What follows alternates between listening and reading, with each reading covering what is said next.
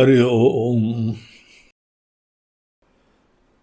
शांतं शाश्वतमप्रमेयमनघं निर्वाण शांति प्रदं ब्रह्मा शम्भुफणीन्द्रसेव्यमनिशं वेदान्तवेद्यं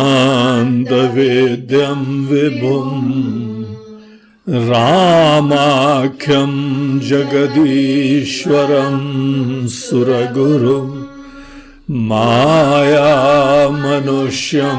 हरिं वन्देऽहं करुणाकरं रघुवरं भूपालचूडामणिं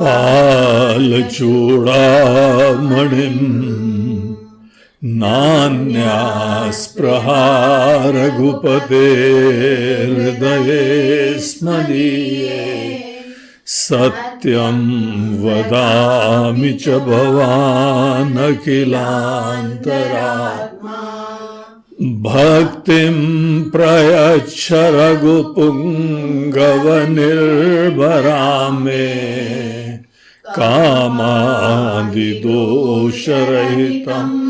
कुरु मानसं च अतुलितबलधामं हेमशैलाभदेहं दनुजवनकृशानुं ज्ञानिनामग्रगण्यं सकलगुणनिधानं वानराणामधीशम् रघुपति प्रिय भक्तं वातजातं नमामि। श्री राम जय जय राम, श्री राम जय राम, श्री राम जय राम, श्री राम जय राम, श्री राम जय राम जय राम, श्री राम जय राम जय राम,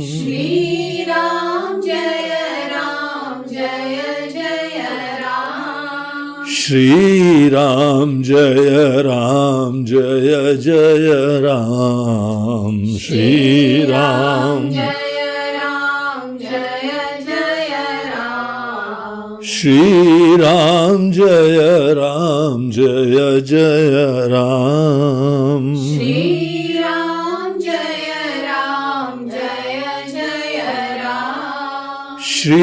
राम जय राम जय राम, श्री राम जय राम जय राम,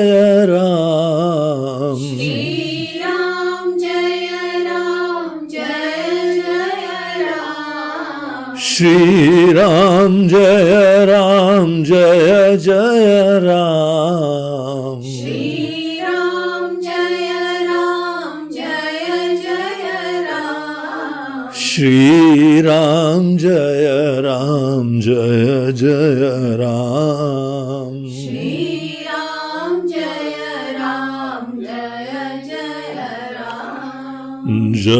जय राम जय राम जय बोलो सियावर रामचंद्र की जय, पवन सुत हनुमान की जय, बोलो भाई सब संतन की जय।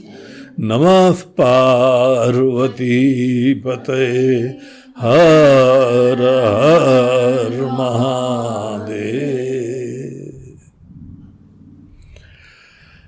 हरि ओम। तो हम लोग अपने सुंदरकांड के इस अध्ययन के सत्र में पिछले बार देख रहे थे कि हनुमान जी जिस समय लंका के लिए निकलते हैं, लंका की यात्रा एक साधक की यात्रा है। एक ऐसा साधक जिसको भगवती सीता जी से भक्ति रूपा, दिव्य प्रेम रूपा ऐसी सीता जी से मिलना है जो कि कोई असुर समुद्र के उस पार उसको ले जाके कहीं पे द्वीप में उसने छुपा के रखा है। तो सुंदरकांड का पूरा जो प्रसंग है उसका एक ऐतिहासिक भी पहलू है, लेकिन हमको एक अपने गुरुदेव का वाक्य याद आता है कि देखो ये सब शास्त्रों में पुराणों में जो कथाएं आती हैं ये मात्र इतिहास नहीं है। यद्यपि ये सब ऐतिहासिक घटनाएं हैं, ये सत्य है, और अनेकों लोग जो अपने परंपराओं के प्रति, अपने पूर्वजों के प्रति, बड़े बुजुर्गों के प्रति श्रद्धा नहीं रखते हैं, और जाके अनेकों लोगों ने सुप्रीम कोर्ट में भी कहा कोई राम जी था ही नहीं। ऐसे भी सैंपल हैं, भगवान उन सैंपल्स के ऊपर कृपा बनाए रखे, उनको सद्बुद्धि दे। उन लोगों के लिए प्रार्थना करते हैं कि भैया तुम्हारी भी अकल ठीक हो, राम जी की विशेष कृपा तुमको चाहिए। तो ऐसे लोग भी हैं। उन लोगों के लिए आज के समय हमको विज्ञान ये जो है प्रमाण दे रहा है। सैटेलाइट के द्वारा जो ये राम सेतु था उसका चित्र दिया गया। अब तो मान लो नहीं वो तो बना हुआ था, अपने आप बना हुआ था। अरे उन्होंने कहा भैया हम लोग नहीं कह रहे हैं, हम लोग की बात पे तो विश्वास करते ही नहीं हो। हर चीज में वैज्ञानिक प्रूफ चाहिए।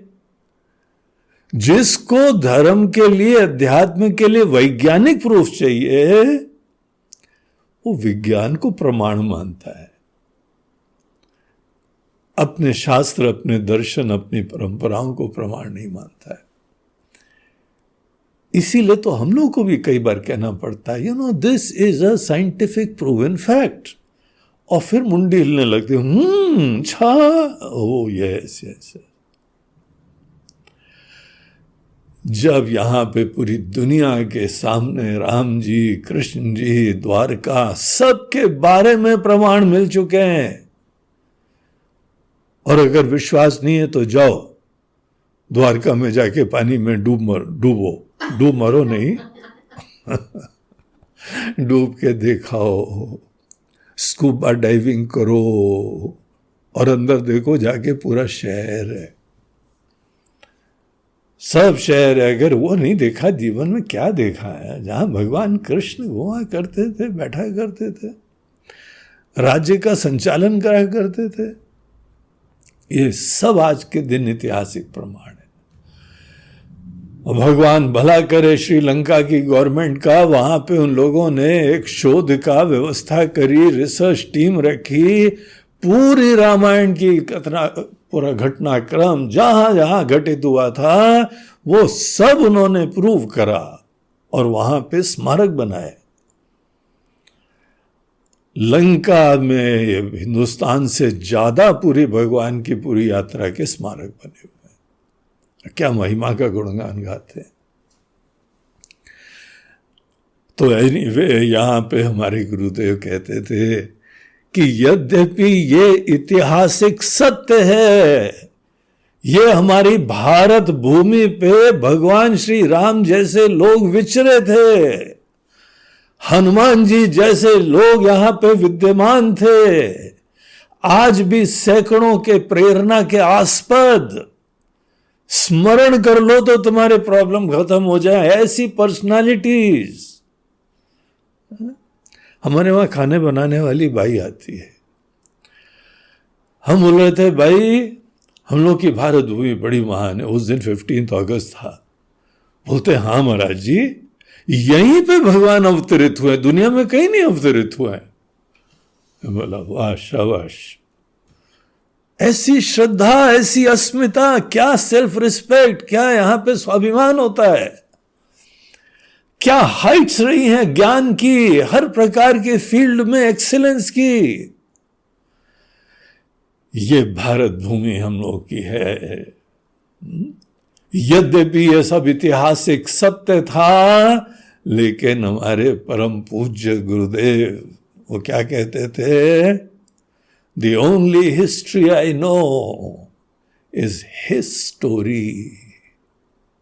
अब देखो, हिस्ट्री, हिज स्टोरी, देखने का फर्क है, बोलने का अंदाज का फर्क है।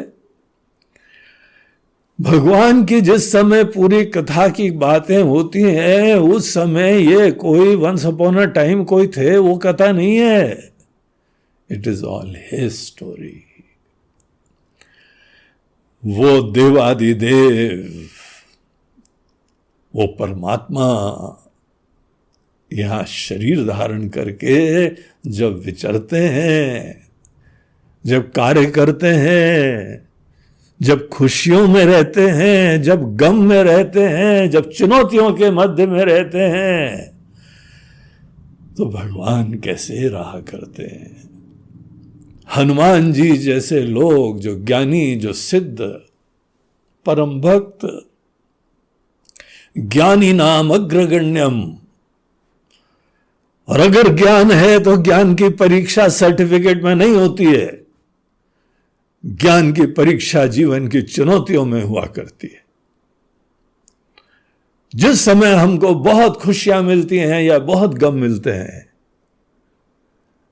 तुम्हारा ज्ञान उस समय कैसे अभिव्यक्त होता है, इसमें ज्ञान की परीक्षा है। आज क्या ज्ञान केवल जो है वह धंधे का एक पर्याय बन गया है, केवल हमको पैसा कमाने का माध्यम बन गया है। ठीक है, पैसा भी इंपॉर्टेंट है, लेकिन पैसा काहे के लिए? जिस व्यक्ति के लिए इंपॉर्टेंट है, अगर वो दीनता से, पराधीनता से, छोटेपन से जी रहा है, तो सब बेकार है वो भी। इसीलिए यहां पर वो जो ज्ञान से युक्त भगवान है, संत लोग हैं, वो कैसे विचरते हैं। We are interested in his story. कितनी देखिए, एक शब्द के खेल में ये सब संत लोग, ये महात्मा लोग पूरा सीन बदल देते हैं। The only story I know, only history I know is his story। इसीलिए आज भी हम उनकी कथा के अंदर अध्यात्म ढूंढते हैं,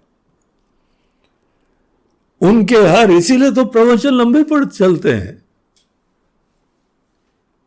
हम लोगों की कोशिश ये रहती है, विनम्र कोशिश। पूरी कोशिश के बाद भी मन में विनम्रता से प्रार्थना करते हैं, भगवान भूल चूक लेनी देनी, कुछ कमी रह गई हो तो क्षमा करिए। कहां हम, कहां आप।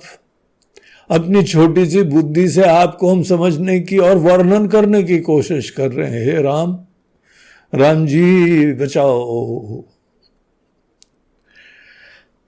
लेकिन यही हमारा प्रयास है, यही हमारा विश्वास है, यही हमारी दृष्टि है। तो हनुमान जी इस तरह से वहां निकलते हैं। जब एक साधक एक यात्रा पे निकलता है, तो निकलते हुए भगवान का नाम लिया, इतना उत्साह, इतना इंस्पिरेशन, डायनेमिज्म, धन्यता। आज भगवान ने हमको ये कार्य दिया है, अहो भाग्य। और जाते जाते ऑब्स्टिकल, जहां कोई ऑब्स्टिकल आ जाए, अनेकों लोग क्या सोचते हैं, यार मुहूर्त नहीं देगा क्या? इतने सारे पंडित लोग चारों तरफ बैठे हुए हैं और तुमने मुहूर्त नहीं देखा, ऑब्स्टिकल आ गया, बाधा आ गई। जैसे बाधा आना मुसीबत है, ये एक अज्ञानी सोचता है, हनुमान जी नहीं सोचते। हमको पूरी विनम्रता से कोशिश करनी है। हनुमान जी का मन, हनुमान जी की दृष्टि, हनुमान जी का ज्ञान, हनुमान जी की एटीट्यूड्स, ये सब समझ लो, फील करो। और एक बार समझ में आ जाए तो आत्मसात करो। हनुमान जी केवल हमारे मंदिरों में पूज्य नहीं रहे, हमारे हृदय के अंदर वास करें, हमारे प्रेरणा के आस्पद रहे। हर पल जैसे हनुमान जी जीते हैं, वैसे हम लोग जी पाए। वो ज्ञानी होने का लक्षण है। इसीलिए हनुमान जी को बोलते हैं ज्ञानी नाम अग्रगण्यम, अतुलित बलधामम, हेम शैलाबदेयम, धनुज वन कृशानुम, ज्ञानी नाम अग्रगण्यम। तो ऐसे हनुमान जी को अगर कोई ऑब्स्टिकल मिलता है, और ऑब्स्टिकल सदैव मुसीबत का नहीं होता है, ऑब्स्टिकल कई बार बड़ा प्रेम का, बड़ा स्नेह का होता है। Can you imagine that? आपका कोई बहुत देखभाल कर रहा है कि अरे बेटा यात्रा पे निकले हो, रुक जाओ, थोड़ा फल फूल खा लो, स्वल्पाहार कर लो। स्वल्पाहार शब्द कितना अच्छा है। स्वल्प, सुष्ठु, अल्प, वो थोड़ा सा आहार करो, उसको बोलते हैं स्वल्पाहार। और यहां पे कोई स्वल्पाहार कराता नहीं है। ऐसी संस्कृति है कि कहीं चले जाओ तो अगर तुमको दाल रोटी मिल जाए तो बड़ी रेयर घटना है। इतना प्रेम सेवा में भी व्यक्त होता है। इसीलिए तो सब स्वामी लोग हट्टे कट्टे होते हैं, मोटे ताजे होते हैं। मध्य प्रदेश विशाल होता है उनका, शीघ्र ही डायबिटीज के पेशेंट बन जाते हैं। 2 शिष्य चाहिए, इधर से पकड़े उधर से पकड़े तभी चल पाते हैं। इन लोगों का प्रेम होता है। बहुत प्रेम पचाने का सामर्थ्य होना चाहिए। प्रेम अगर बहुत बरस रहा है ना तुम्हारे ऊपर, एक तरह से तो बड़ा अच्छा लगता है, लेकिन प्रेम को पचाना आना चाहिए। पचाने का मतलब है ये प्रेम ही बाधा ना बन जाए, ये प्रेम ही ऑब्स्टिकल ना बन जाए। देखिए आपको एक बात बताएं, सन्यासी लोग अपना घर छोड़ देते हैं। हे राम, इसीलिए तो जल्दी से कोई बनता नहीं है। जहां से बोलो कि हाँ भाई ज्ञान प्राप्त करना है, अगर ज्ञान प्राप्त करना है तो बाकी सब चीजें किनारे करो और फुल इसमें अटेंशन दो। ये ज्ञान ऐसा नहीं है कि पार्ट टाइम जॉब वाला होता है। फुल टाइम तुम्हारा जो है उपलब्धता होनी चाहिए और तुमको सब चीजें छोड़ देनी चाहिए। बोला क्या क्या छोड़ना है बता दो। बोले तुम्हारा नाम, तुम्हारा कुल, तुम्हारा घर, मम्मी पापा सबको छोड़ना है। बोलते हैं सबको छोड़ना है। छोड़ने का मतलब यह नहीं है कि तुम्हारे मन में उनके प्रति आदर नहीं हो, भावना नहीं हो, स्नेह नहीं हो, लेकिन देखो हमारा जीवन जो है ना वो एक जगह आत्मीयता के उपरांत बंध जाता है। प्रेम हमारे लिए बंधन बन जाए क्या? घर गृहस्थी क्या बंधन बन जाए? नहीं, घर में बैठना है। कितने दिन से भगवान ने बोला सब यहां प्रार्थना कर रहे हो, घर में बैठना, घर में बैठना, कोरोना शू। कोरोना जो है आ गया, बोला बैठो बेटा घर में, निकलने नहीं दूंगा घर से। नहीं हो गया कोरोना, अब निकलना है भगवान, बाहर निकलना है। बोलते हैं लो तुम अपने घर में बैठने में तुमको प्रॉब्लम हो रहा है। अरे कितना बैठे हैं। देखिए जोक सपाट, यहां पे हम लोग जिस आशियाने को बनाते हैं, एक छोटी सी दुनिया बनाते हैं, गिने चुने लोगों से प्रेम और आत्मीयता रखते हैं, वही हमारी दुनिया बन जाती है। बहुत अच्छी बात है, आपको प्रेम मिल रहा है, इज्जत मिल रही, लालन पोषण मिल रहा है, देखभाल मिल रही है, लेकिन आप सोचिए जरा एक व्यापक दृष्टि से, एक घर जहां हमारा लालन पोषण, हमारी व्यवस्था, हमारी शिक्षा और बड़ा प्रेम आत्मीयता सब मिले, ये बड़ी खुशी की बात है। लेकिन यही बंधन है। अगर आप दो चार, हम दो हमारे दो, अगर केवल वही आपकी दुनिया है, इन इफेक्ट क्या कर रहे हो आप पता है? बाकी सबको पराया देख। भगवान ने हमको एक अखंड दुनिया दी है और हमारी यह एक घर के प्रति आसक्ति के वजह से हम संकुचितता में जी रहे हैं, पराधीनता में जी रहे हैं। केवल हमारा प्रेम 3 लोगों के प्रति, हम दो हमारे दो में हम चौथे हैं, बाकी 3, वही हमारी दुनिया है। क्या स्थिति हो गई? और बहुत बढ़िया घर बनाया, उसके बाद बोले चलो जरा बाहर चले। अरे नहीं, घर कौन छोड़ के जाए अकेला? लो, सब यहां तीर्थ में जा रहे हैं, बहुत बढ़िया जगह घूमने जा रहे हैं, और तुम यहां घर से निकल ही नहीं सकते हो। अब ये घर तुम्हारे लिए बंधन बन गया, जेल बन गया है, कि तुम्हारे लिए कृपा बना हुआ है? इसीलिए सन्यासियों के लिए, जो सत्य को खोजना चाहते हैं, थोड़ी दिन के लिए, परमानेंटली नहीं, वो माइंड सेट चेंज करना है कि एक घर में मात्र हमारी दुनिया है, हमारी खुशियां हैं। इस सोच से युक्त जो व्यक्ति होता है, उससे उम्मीद ही छोड़ दो कि वो पूरी दुनिया को अपना परिवार समझ सकता है। वसुधैव कुटुंबकम आदि की संभावना केवल शब्द मात्र तक रहेगी।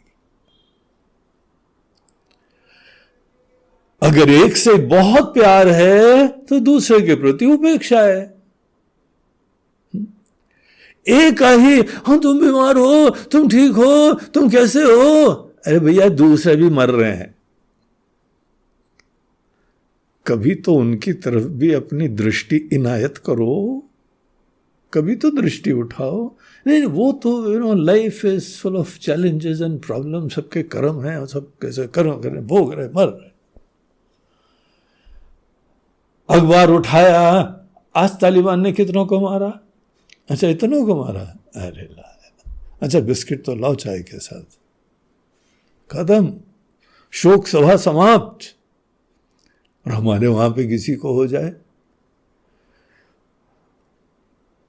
तो हम जो है डॉक्टर के पास परमानेंट पेशेंट बन जाएंगे। ऐसा क्यों? क्योंकि जो बहुत प्रेम दे रहा है, अपनापन दे रहा है, उसके प्रति आसक्त तो हो गए।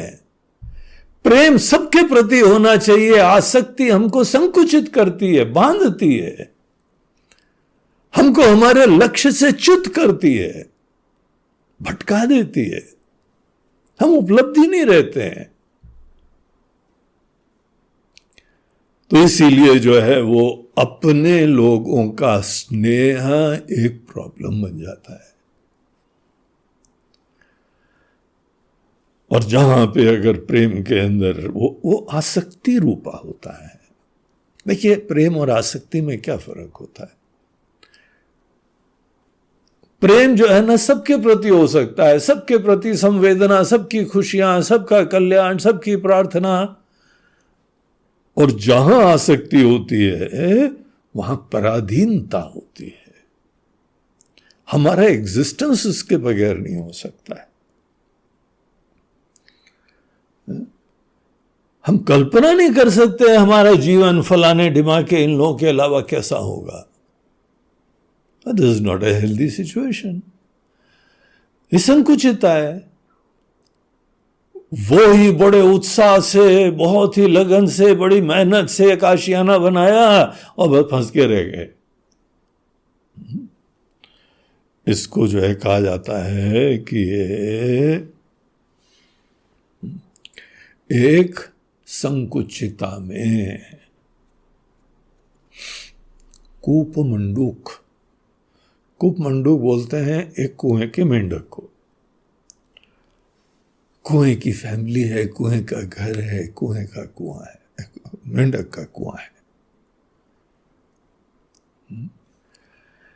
हे मेंढक राम, जरा बाहर भी तो निकलो। नहीं, ये बाहर से फॉरेन है।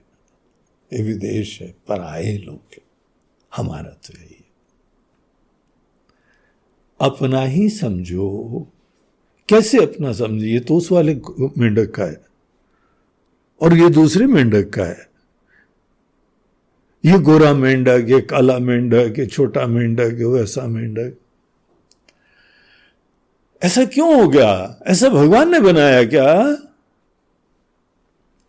हमारी सोच ने बनाया, हमारी संकुचितता ने बनाया, हमारी गलत शिक्षा ने बनाया।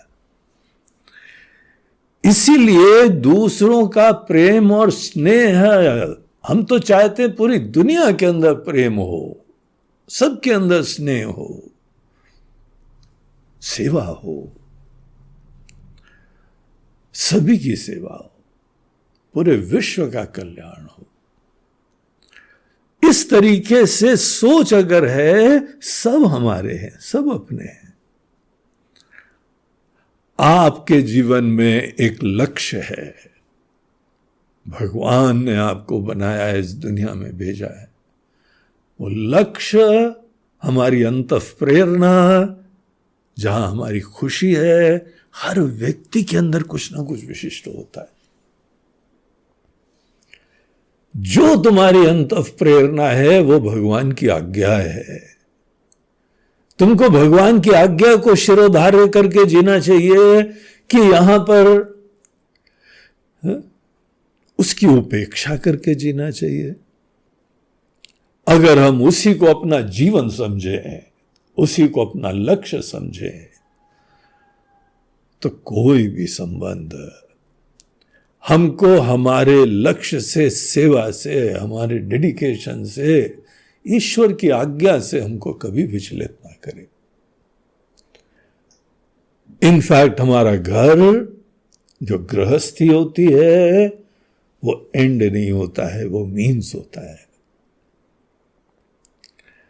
ब्रह्मचर्य आश्रम, गृहस्थ आश्रम, उसके उपरांत वही व्यक्ति अच्छी तरीके से गृहस्थ आश्रम में जी रहा है जो एक दिन इससे रिटायर हो सके। सरलता में, सिंप्लिसिटी में, मिनिमम जी सके, अपने आप को तैयार करें और एक दिन वानप्रस्थ के बाद फ्री हो सको। दुनिया छोड़ के जाना तो है ही भाई, घर भी छोड़ के जाना है, सब लोग भी छोड़ के जाना है, और अनेकों लोगों का तो क्रियाक्रम करोगे आंखों के सामने। उनकी इनिंग्स खत्म हो गई मैच्योरली या प्री मैच्योरली, उनका क्रियाक्रम करना है हमको, हमारे सामने रुखसत करना है। जैसे हमारे पूर्वज लोग रुखसत हो गए, ऐसे हम भी यहां से रुखसत होंगे। ये यथार्थ है कि नहीं? हम भले सोचे नहीं उसके बारे में, ये हमारा प्रॉब्लम है। इसीलिए हर व्यक्ति को दुनिया, घर, रिश्ते, नाते एक दिन छोड़ के जाना है। अगर इस यथार्थ को हम स्मरण करते हैं तो हमारी रिलेशनशिप कैसी होनी चाहिए? घर के प्रति, लोगों के प्रति सेवा की हो, प्रेम की हो, धन्यता की हो, लेकिन पराधीनता की ना हो। हमारे रिश्ते, नाते, घर, गृहस्थी अगर ये इतना ज्यादा महत्वपूर्ण हो गए तो हमारे शास्त्र, हमारे गुरु लोग हमसे बोलते हैं, निज गृहात् तूर्णम विनिर्गम्यताम। निज गृहात्, अपना घर, इसको तूर्ण की तरीके से, तुच्छ की तरीके से किनारे करके आगे चलो। ऐसा नहीं है हम इसकी खुद अनादर कर रहे हैं, हम तो धन्यता महसूस कर रहे हैं कि ऐसा परिवार मिला, ऐसे माता पिता मिले, ऐसा लालन पोषण मिला, ऐसी शिक्षा मिली। लेकिन ये लालन पोषण शिक्षा काहे के लिए?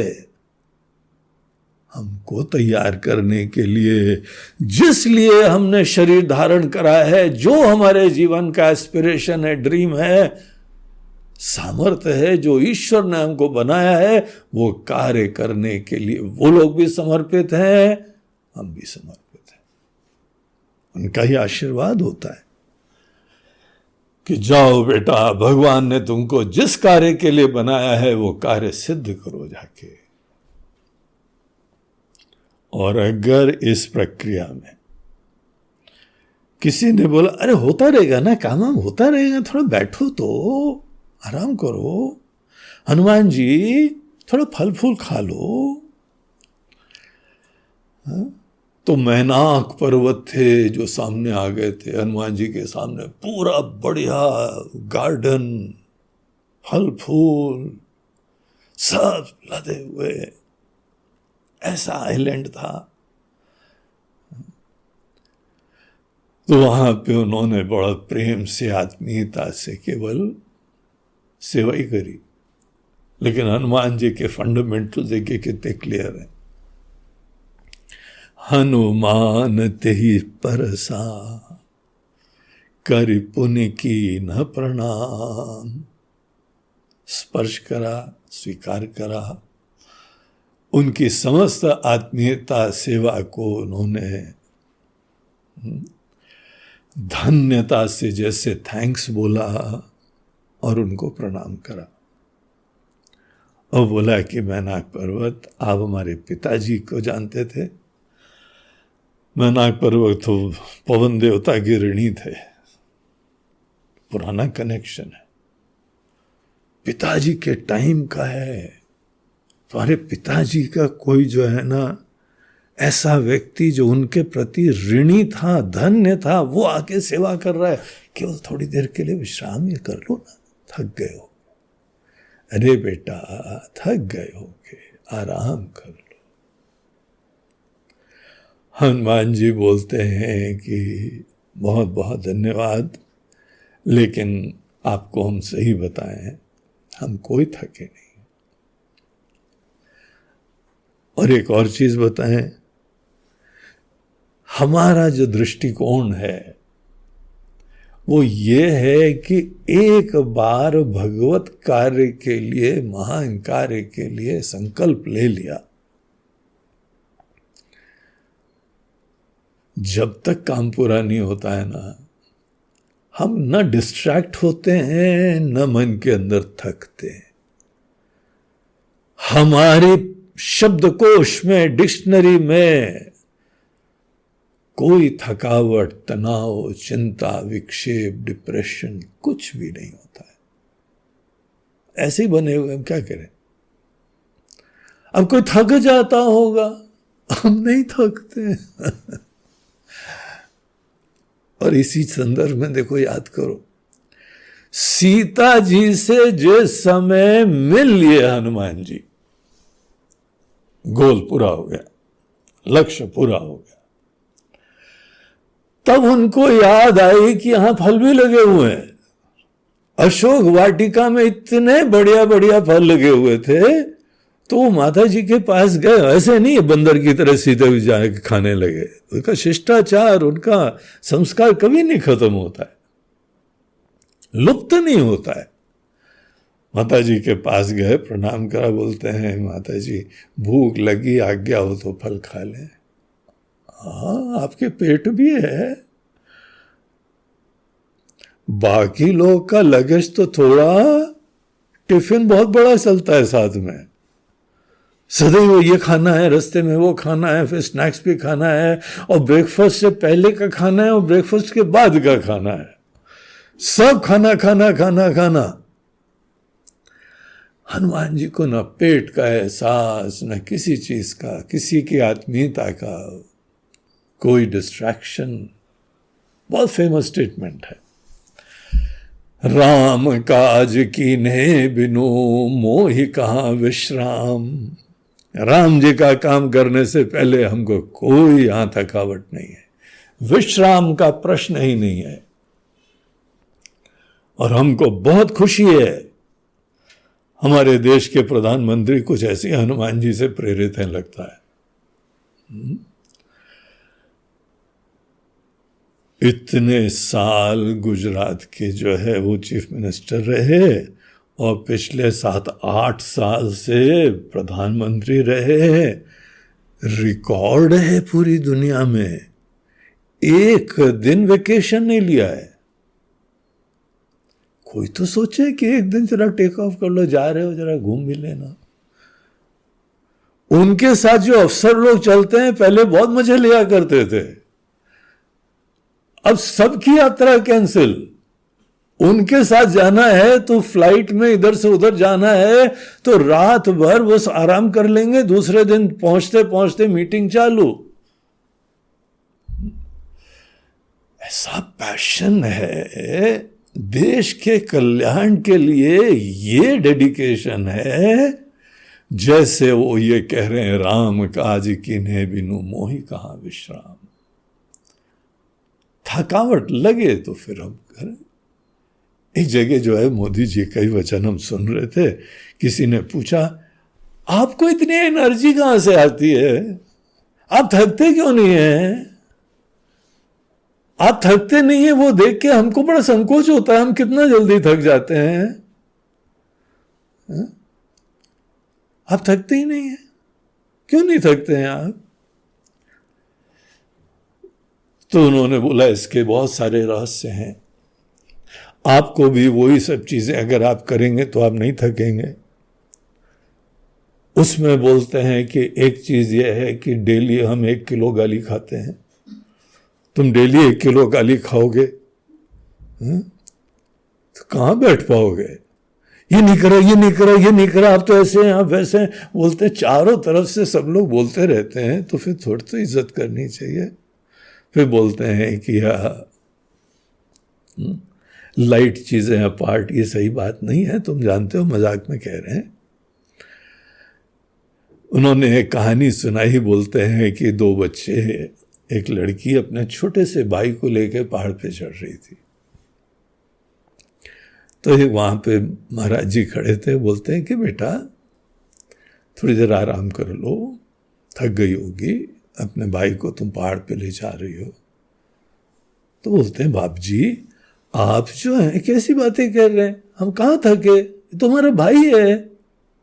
बोलते हैं ठीक है भाई है तो ठीक है, मगर तुम आराम कर लो ना। बोलते हम थके ही नहीं है, ये तुम्हारा भाई है। तो उन्होंने बोला अच्छा ठीक है। धीमे से उनको क्लिक हुआ, इसका एटीट्यूड क्या है, उसका अस्तित्व ही उनसे जो है अलग नहीं है। बोलते हैं हमारे देश के लोगों ने हमको यहाँ पे प्रधानमंत्री का जिम्मेदारी दी है, इट्स अ ड्यूटी है, कर्तव्य है, हम पे भरोसा दिखाया है कि आप देश को जो है सेवा करिए, ठीक ठाक करिए, व्यवस्थित करिए। बोलते हमारे अपने लोग, अनेकों रोड नहीं है, पानी नहीं है, इंडस्ट्री नहीं है, इंफ्रास्ट्रक्चर नहीं है, जॉब नहीं है, हॉस्पिटल नहीं है, उन लोगों ने हम पे भरोसा करा कि आप जरा प्रधानमंत्री का पद संभालिए। बोलते हमारे अपने लोगों को पीड़ा है, तुम सोचते हो कि हम विश्राम करें? ये दृष्टिकोण है तो अपनी थकावट ही नहीं लगती। ये हमारी संस्कृति है, ये हमारा जीवन दर्शन है, ये हमारे धर्म का स्वरूप है कि हमारा जीवन भगवान का ही आशीर्वाद है और भगवान की सेवा के लिए। और जो कार्य हमको दिया है परमात्मा ने, वो हमारे प्रेम का विषय है, कोई थकावट नहीं आती हमको। जब कर्म प्रेम का विषय बन जाए तो कोई थकावट नहीं आएगी। और जब प्रेम का विषय है तो फिर वहां पे विश्राम लेने का ब्रेक काहेगा? कहीं पर भी ब्रेक लेते हो तो फिर क्या करने के लिए लेते हो?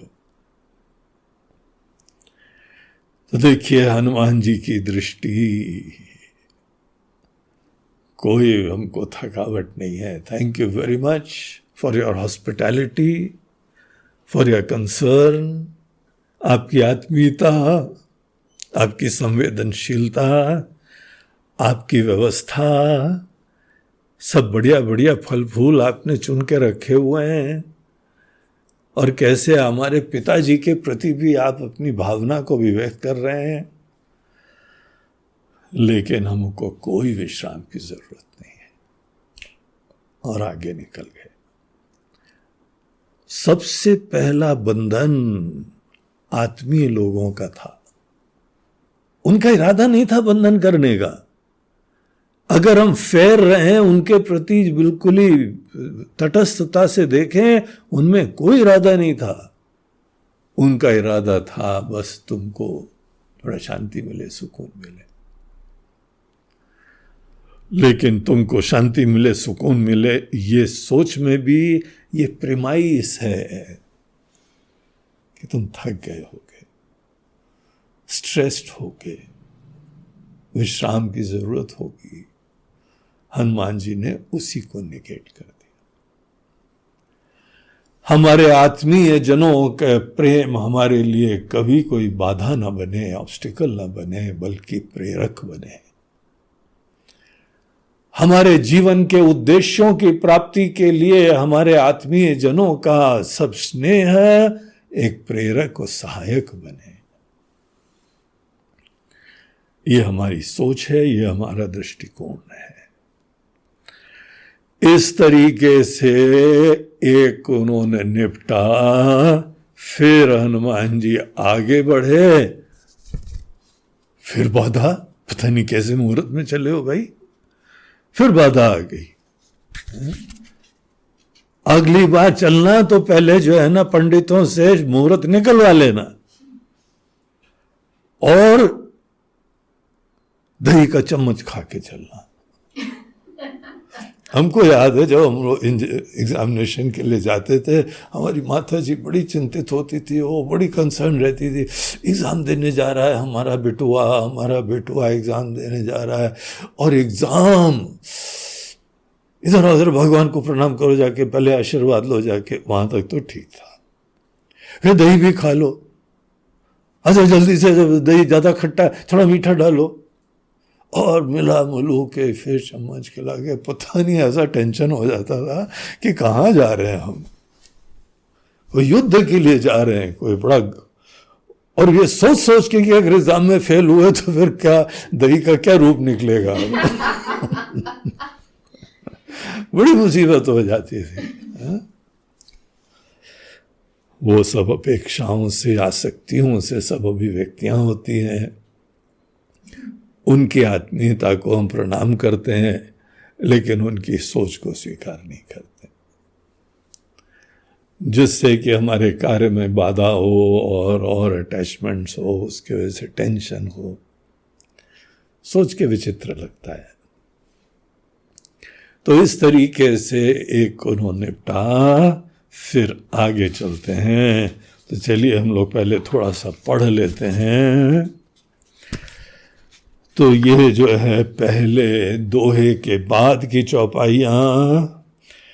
जात पवन सुत देवन देखा, जाने कहूँ बल बुद्धि विशेखा, सुरसा नाम अहिन कै माता, पठिन आई कही तेहि बाता, आज सुरन मोहि दीन आहारा, सुनत बचन कह पवन कुमारा, राम काजु करि फिर मैं आवऊं, सीता कही सुधि प्रभु ही सुनावऊं, तब तब बदन पैठियहूँ आई, सत्य कहूँ मोहि जान दे माई, कवने जतन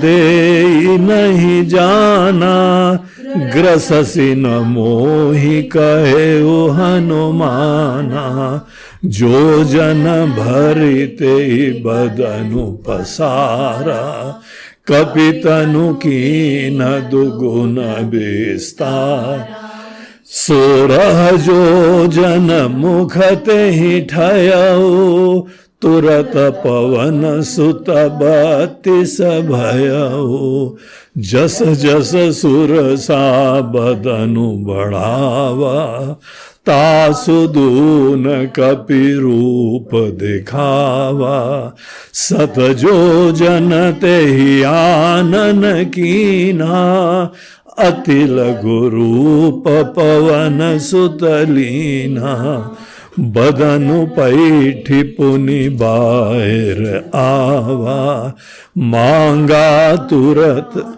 मांगा विदाता ही सिरुनावा, मोहि सुरन जय लागी पठावा, बुद्धि बल मरमु तोर में पावा, राम काजु सब करे हहु, तुम बल बुद्धि निधान, आशीष दे गई सो हर्षि चले हनुमान, सियावर रामचंद्र की जय, पवन सुत हनुमान की जय, बोलो भाई सब संतन की जय। जात पवन सुत देवन देखा, जाने कहूं बल बुद्धि विशेखा। जिस समय हनुमान जी गोली की तरह से निकल रहे थे, वहां से भी गोली की तरह निकले थे। तुलसीदास जी बोलते हैं जैसे अमोघ रघुपति कर बाणा, ऐसे राम जी ने बाण छोड़ा है, ऐसे हनुमान जी की फ्लाइट जा रही थी द्रुत गति से तेज। मनोजवम मारुत तुल्य वेगम, जिनकी गति मन के समान है। मन कहीं से कहीं कैसे तेज गति से जाता है, इससे फास्ट दुनिया में कोई वाहन नहीं है। यहां बैठे हो और तुमको जो है कहीं पर भी कोई देखना है, हिमालय में कैलाश में शिव जी का दर्शन करने की इच्छा हुई, मन को कौन रोकता है? चलें कैलाश, चलो कैलाश, आंखें बंद करो, पहुंच गए कैलाश, आंखें खोलो कैलाश में आ गए। ये मन का हाल है। हनुमान जी की स्तुति करते हुए कहा जाता है मनोजवम मारुत तुल्य वेगम, पवन का वेग और मन की गति।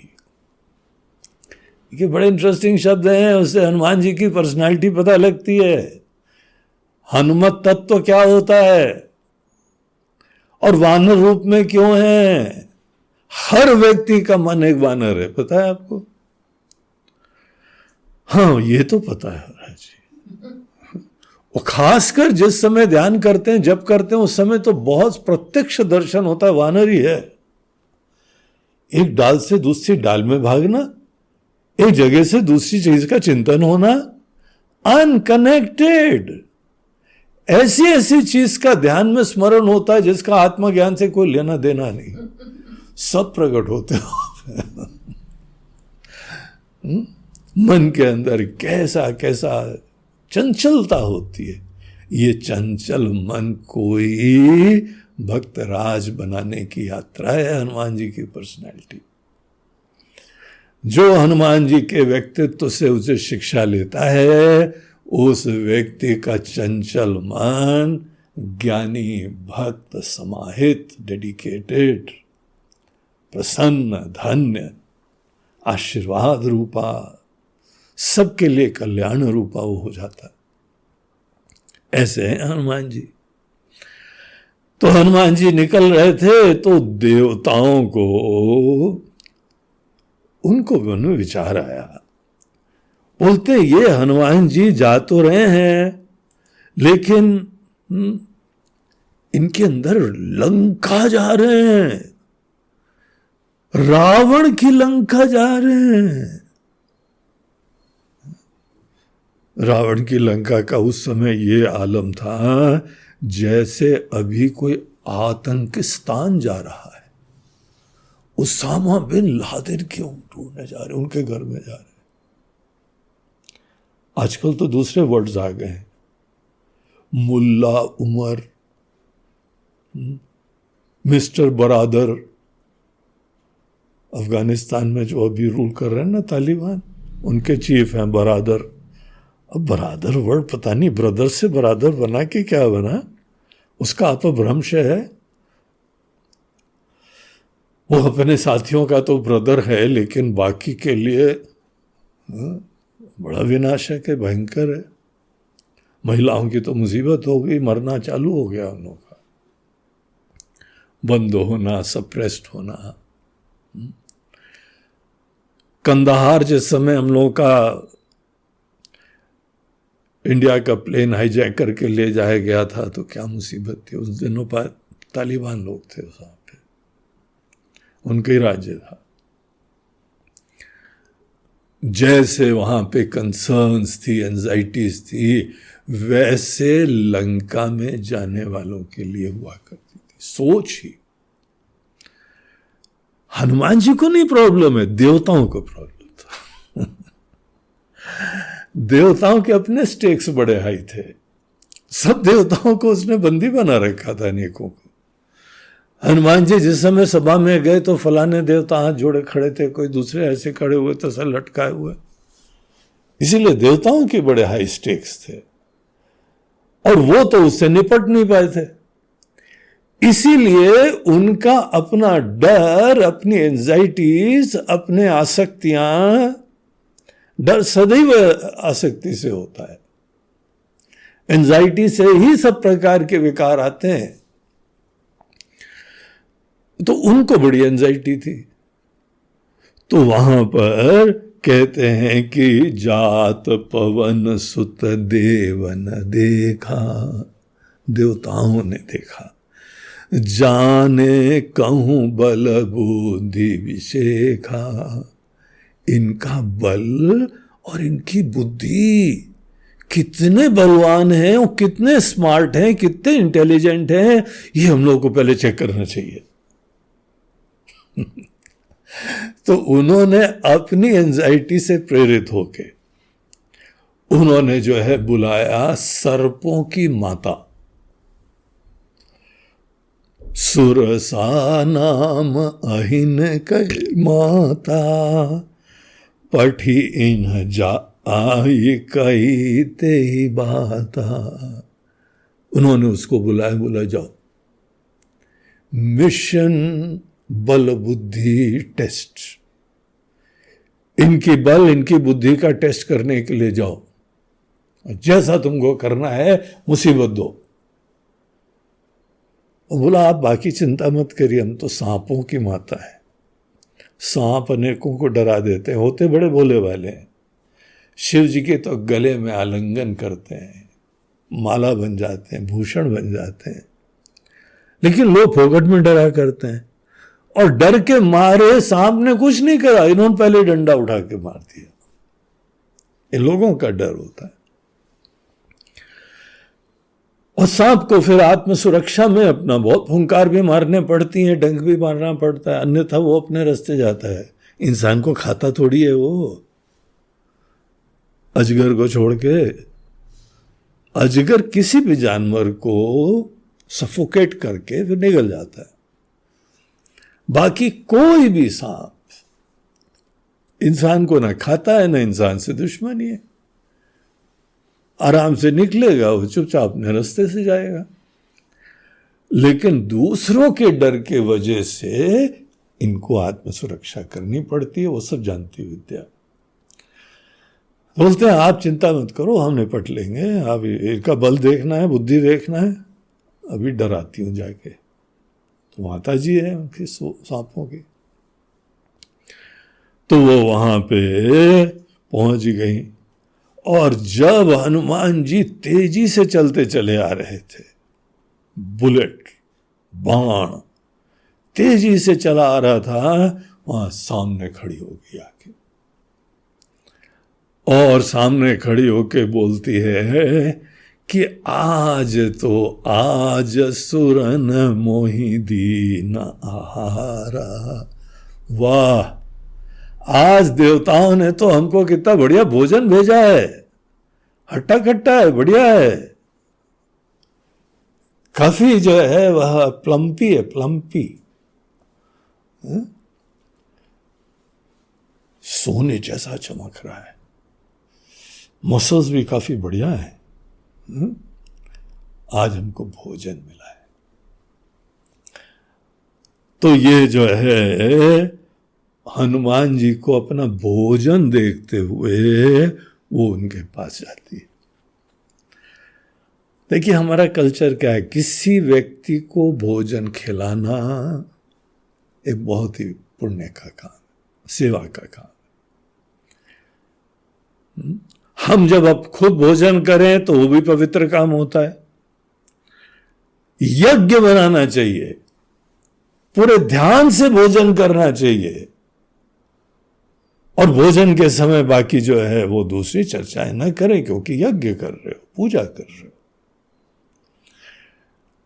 खुद भी भोजन करो, भगवत स्मरण करो, पहले भगवान को भोग लगा दो, और जब भगवान का ही प्रसाद बन जाता है भोग लगाने के बाद,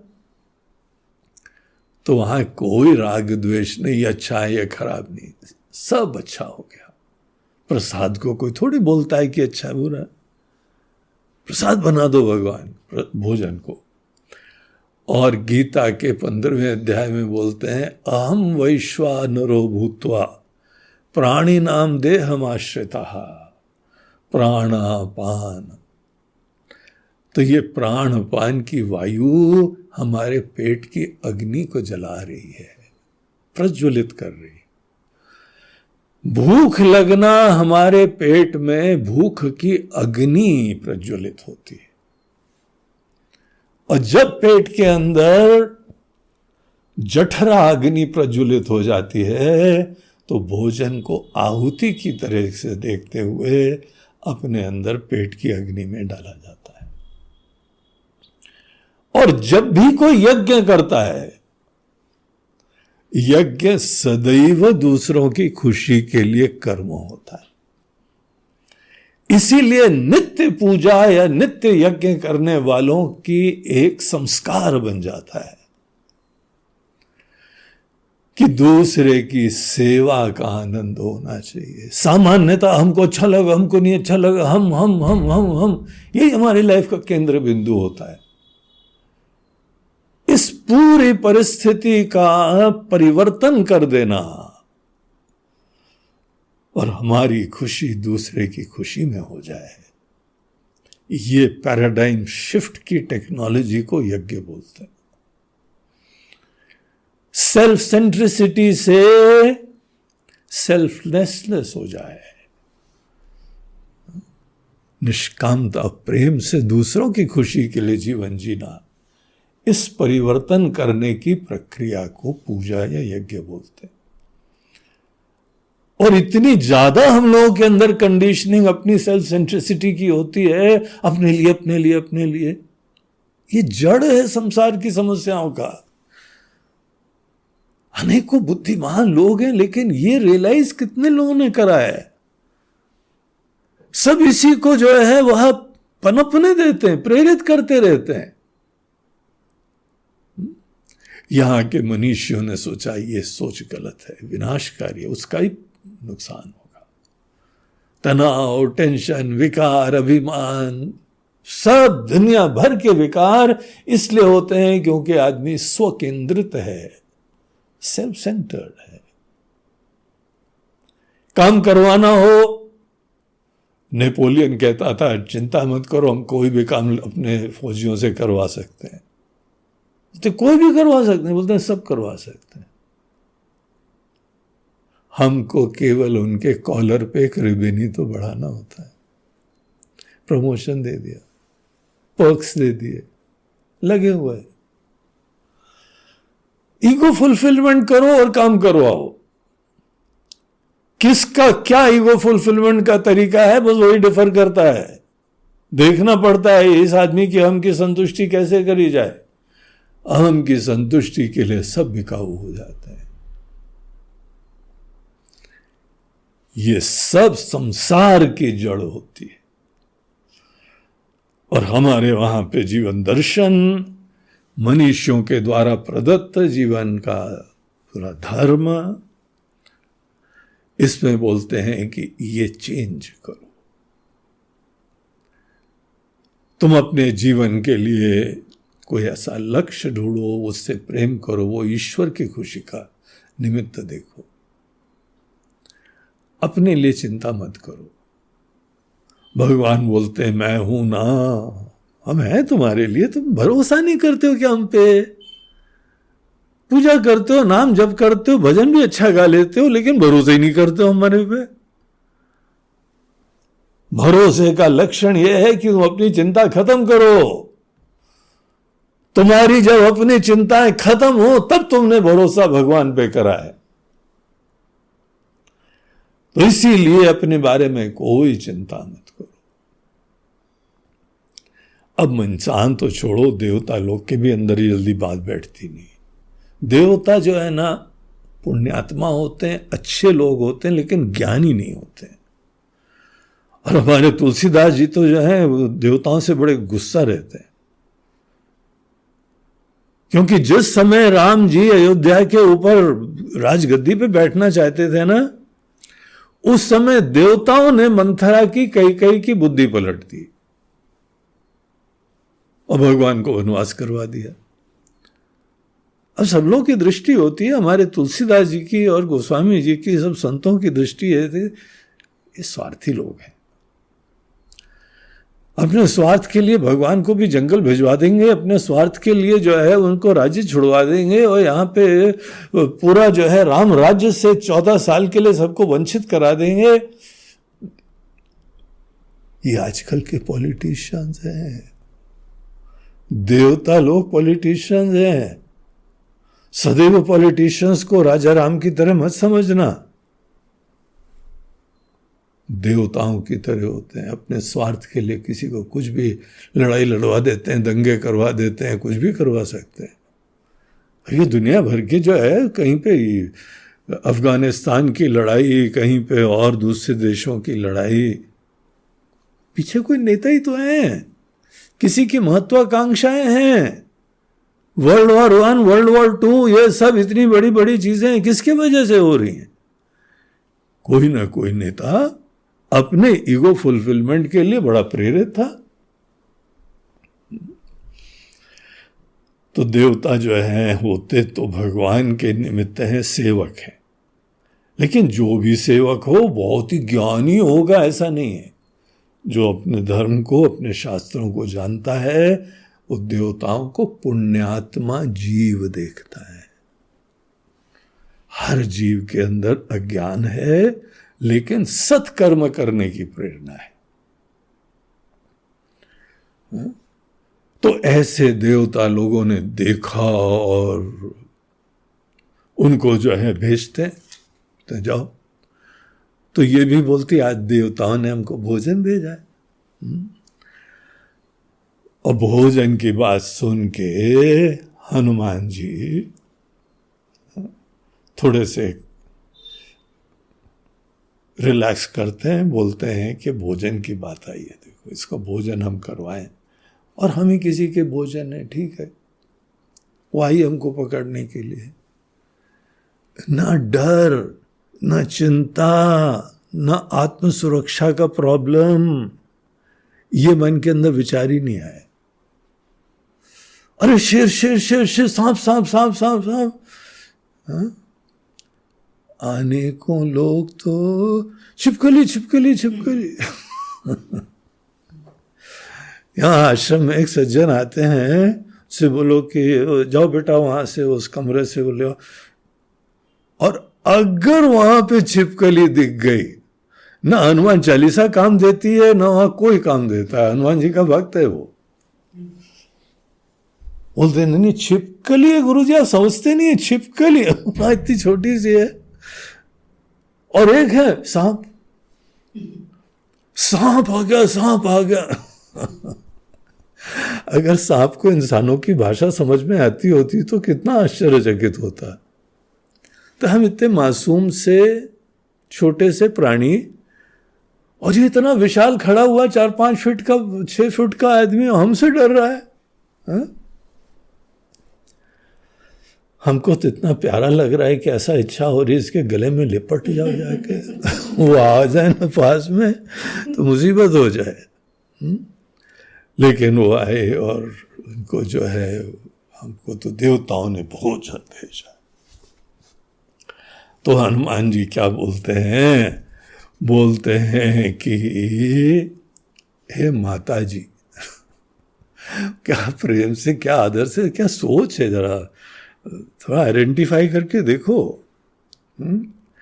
राम काजु करी फिरी मैं आवऊं, सीता कई सुधि प्रभु ही सुनावऊं, तब तब बदन पैठी हूँ आई, सत्य कहूँ मोहि जान दे माई। हे माई, हे माता, हम जो है राम जी के काम के लिए, बहुत इंपॉर्टेंट काम के लिए जा रहे हैं,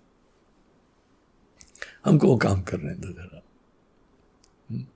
सीता जी का संदेशा लेना है, राम जी तक पहुंचाना है, उसके बाद हमारा वचन है। तूने भोजन की बात कही है ना, और देवताओं ने हमें भेजा है तुम्हारे भोजन के लिए। ओके, एक्सेप्टेड, हम तुम्हारा भोजन बनने को तैयार है। और हमारा वचन है कि हम इतना काम कर लें, फिर हम वापस आएंगे और तब तू हमको खा ले। प्रॉमिस? पक्का? जाएं? तो वो हंसने लगी। ऐसा कोई करता है क्या? शेर के पास कोई शिकार आ गया, बोले नहीं नहीं अभी हम जरा अपना घर का काम करके आते हैं फिर खा लेना। कोई आता है वापस? तो वो जो है हनुमान जी की ऐसी बातें सुन के उनका निवेदन देखो, हमको तो ये इंटरेस्टिंग और एक्साइटिंग लगता है। ना डर ना चिंता, हे छिपकली से डर वालों, हे सांपों से डर वालों, और अनेकों बीमारियों से, कोरोना से, राक्षसों से, दुष्टों से डर वालों, काहे डर के जी रहे हो? हनुमान जी जैसा बैलेंस, तुमको मारने आ रहा है कोई, खत्म कर देगा ये दुष्ट। विवेक रखो, संतुलन रखना सबसे पहली आवश्यकता है। विषम परिस्थितियों में संतुलन सबसे बड़ा भूषण है। सोचने समझने का सामर्थ्य नहीं रहेगा तो क्या, जो भी करोगे इंसानियत खत्म हो गई तुम्हारी। संतुलित होके विचार करने की क्षमता ही मनुष्यता होती। हमारे एक स्वामी जी कहते थे कि अनेकों लोग एक्शन नहीं करते, रिएक्शन करते। सब कंडीशनड है, अपनी कंडीशनिंग के अनुरूप रिएक्ट करते हैं, प्रतिक्रिया करते हैं। कर्म यहां लोग कर ही नहीं रहे, सवेरे से शाम जो है लगे रहते हैं, लेकिन सच्चाई ये है उनकी कंडीशनिंग, उनकी प्रोग्रामिंग करवा देती है, उसी से काम करते हैं, रोबोट्स बनते हैं। सबके अंदर जो प्रोग्रामिंग हो गई है वो प्रोग्रामिंग के झोंके में काम करते हैं। स्वतंत्रता कहाँ है? स्वतंत्रता है तो तुम संतुलित रहोगे, कुछ नवीन भी करोगे। तो इस तरीके से बाकी सब झोंके में काम करते रहते हैं। सबसे पहला लक्षण मुसीबत के समय शांत, संतुलित, विचारशील, ये हमारी स्वतंत्रता को रिडीम करना है, स्वतंत्रता की प्राप्ति करनी है। चुनौती है, हमारे डर हैं, फियर्स हैं, एंजाइटीज हैं। क्यों? काहे का डर? कौन सी चिंता? इतना हुआ हमने बना लिया किसी को कि हम डरे डरे घूमते रहते हैं। शांत रहो, संतुलित रहो, विचार करो। तो यहां पे हनुमान जी ने जब ऐसा बोला तब वो जो है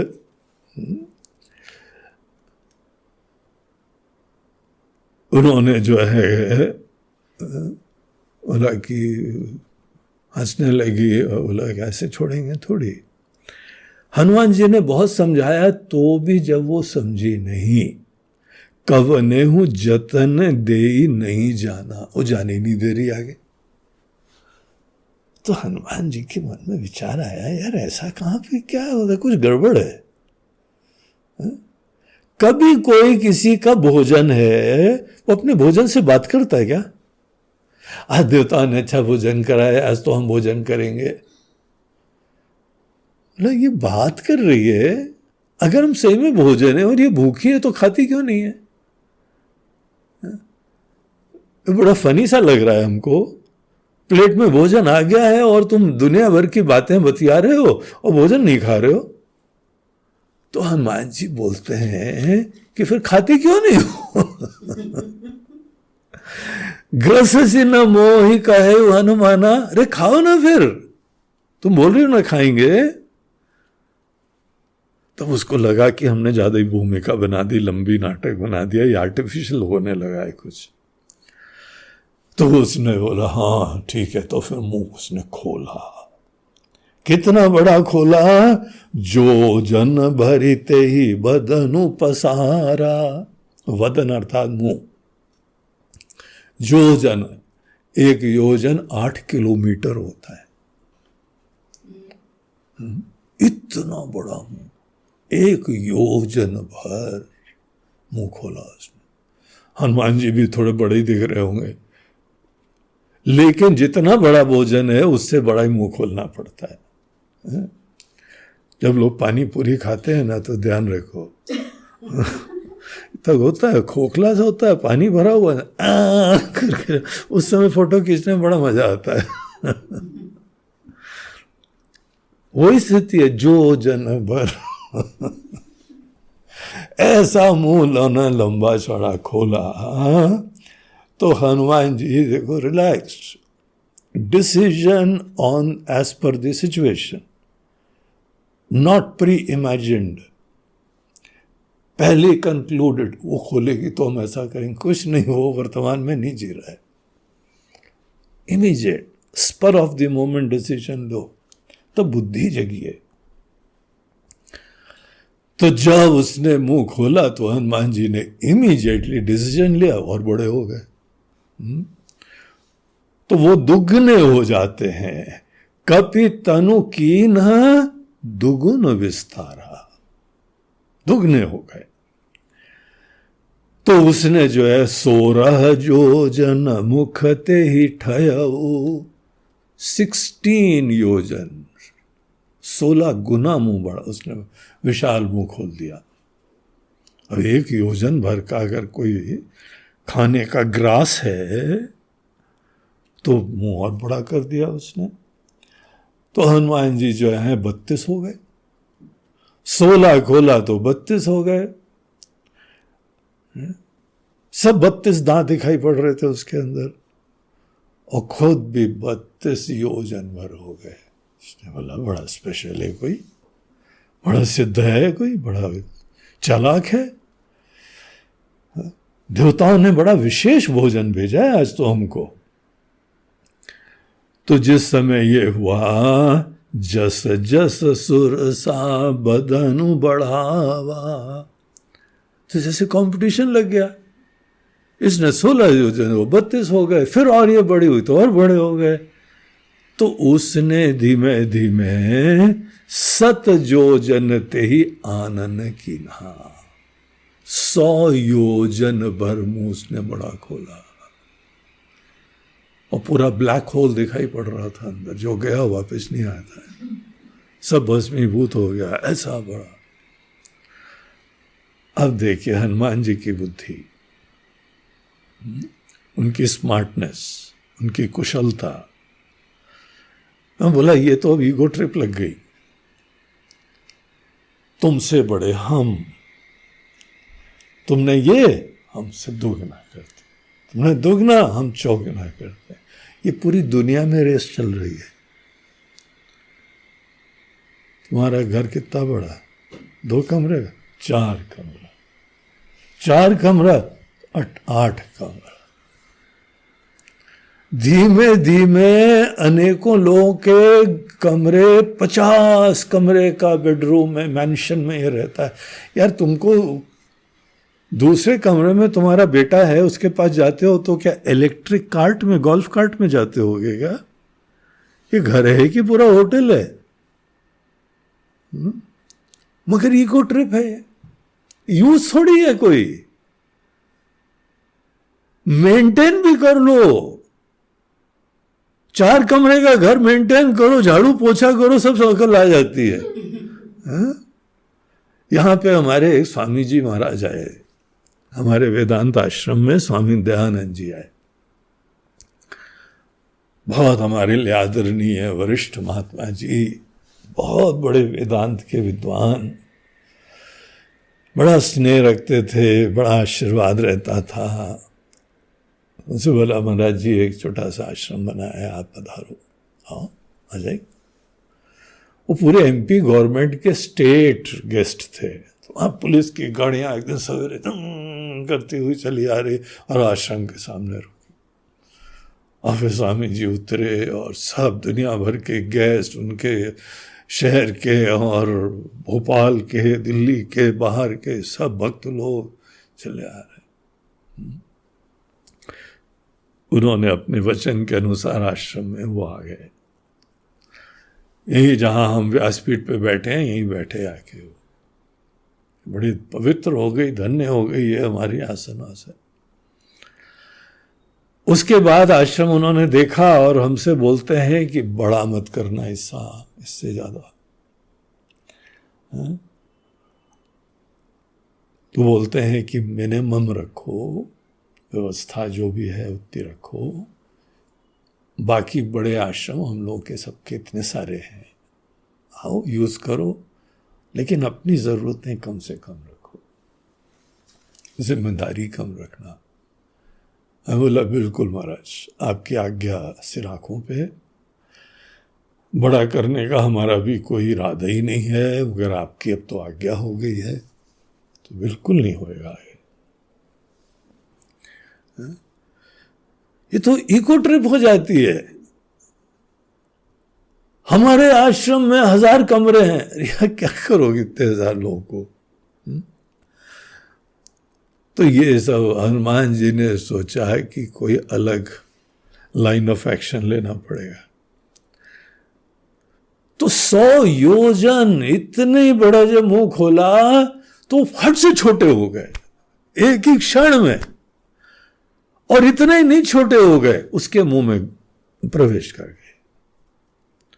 मुंह में प्रवेश करके अंदर उन्होंने पता नहीं थोड़ा सा संकेत भी कर दिया होगा, वहां गए, जीभ वीभ उसका गला उसका जो भी वो सब वहां पे हिला हुलू के गुदगुदी करके बाहर भाग के आ गए। और बाहर आके प्रणाम करते हैं, बोलते माता जी हमने वचन पूरा कर दिया,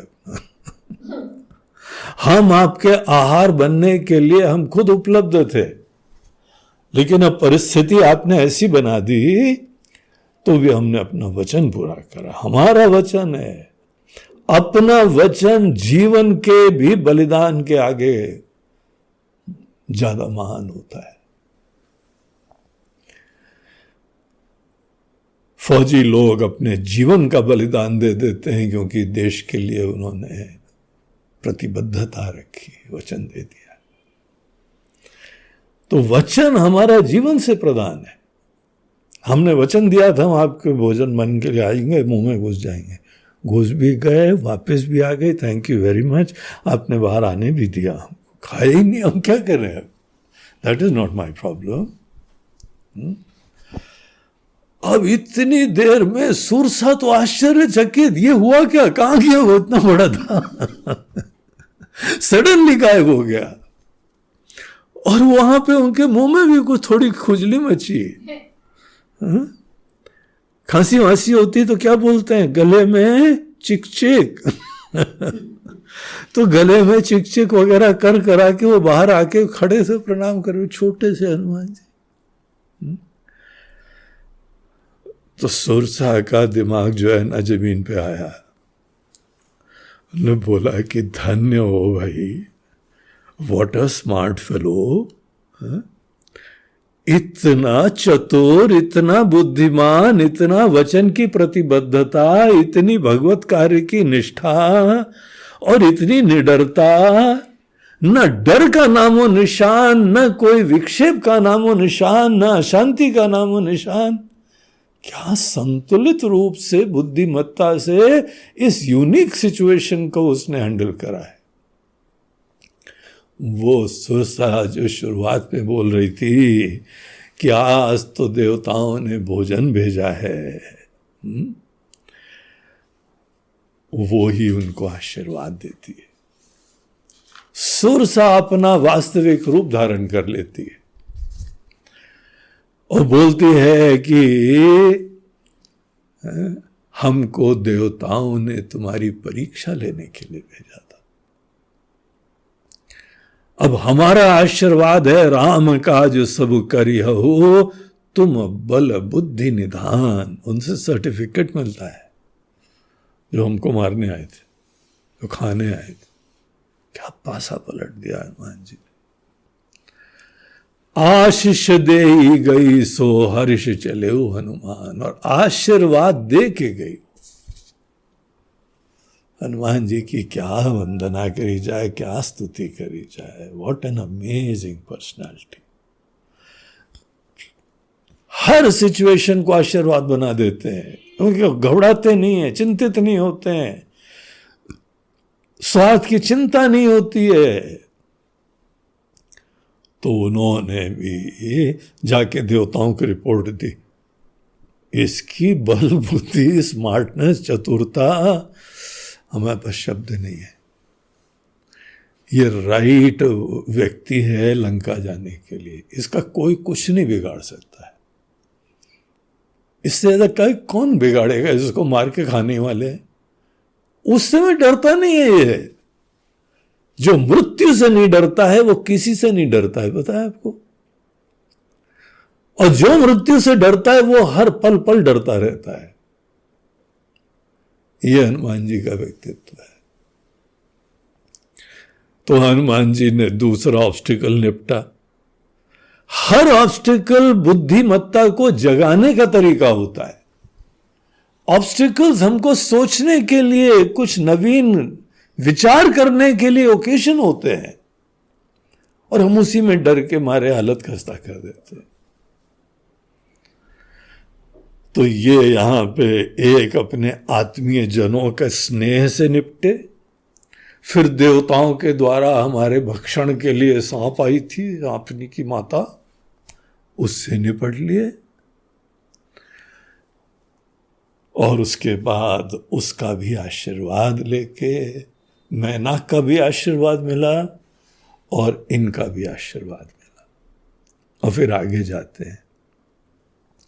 ऐसे नहीं था, आगे एक्सप्रेस हाईवे था विदाउट टोल टैक्स, बगैर किसी नाके के, वहां सीधे वहां आगे एक और राक्षसी थी, बड़ी विचित्र प्रकार की।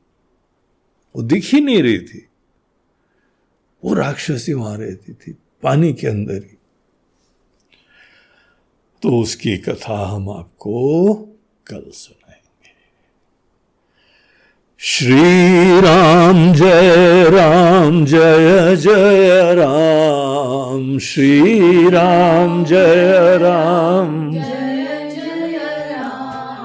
श्री राम जय जय राम, श्री राम श्री राम जय जय राम, श्री राम जय जय राम, श्री राम जय जय राम, श्री राम जय जय राम,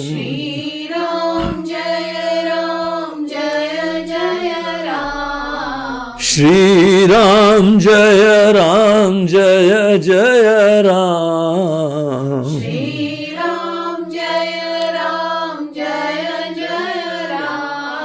श्री राम जय जय राम, श्री राम जय जय राम, जय जय राम।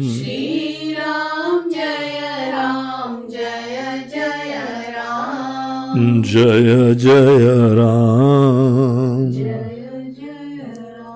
बोलो सियावर रामचंद्र की जय, पवन सुत हनुमान की, बोलो भाई सब संतन की।